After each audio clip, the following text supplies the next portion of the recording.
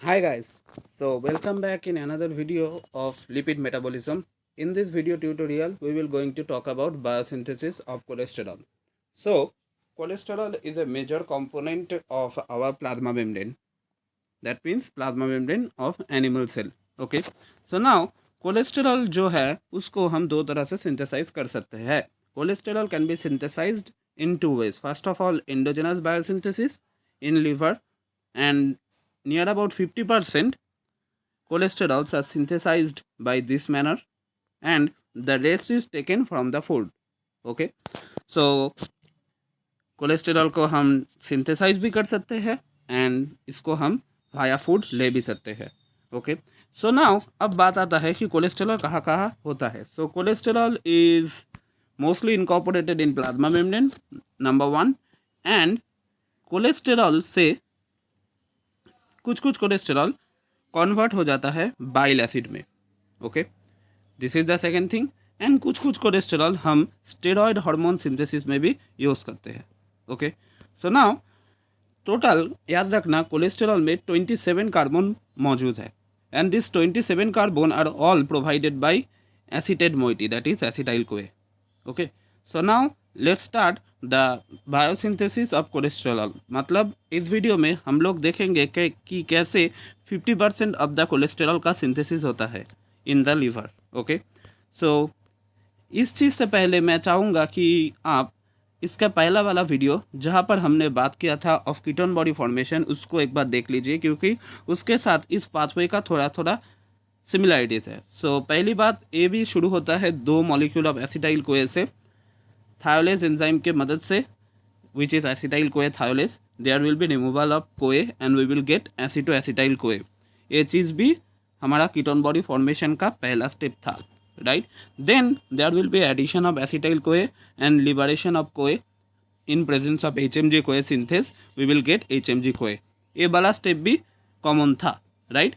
Now इसके बाद का जो स्टेप है वो step is the main step जहाँ से क्वेश्चन आता है. सो दिस इज HMG कोए reductase mediated step that involve 2 NADPH which will be liberated in form of 2 NADP plus, and CoA will be liberated, we will get mevalonate.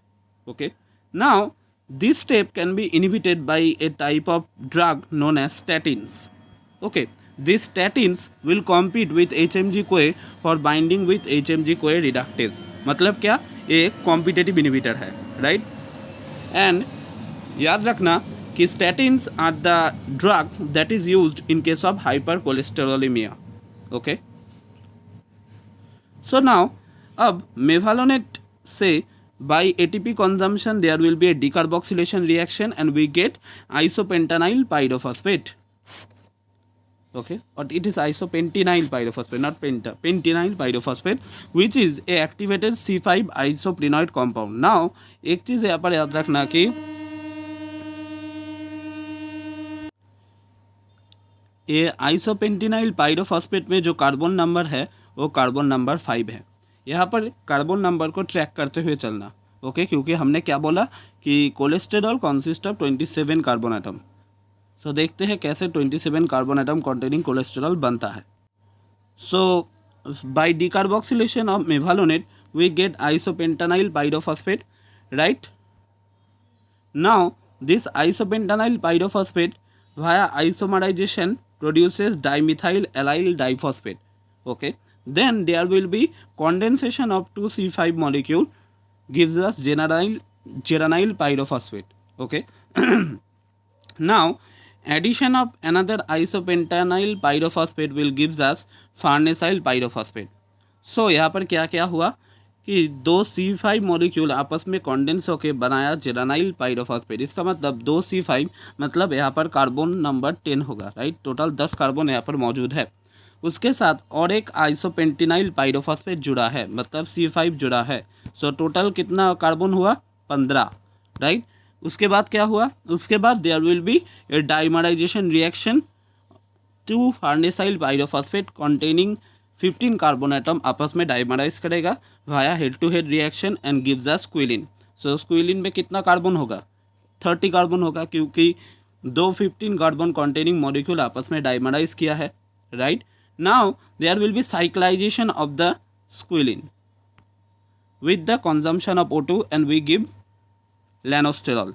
This lanosterol is C30 compound because squalene का just cyclization हुआ है. There is no addition of carbon atom. That is why लानोस्टेरॉल is also 30 carbon containing sterol.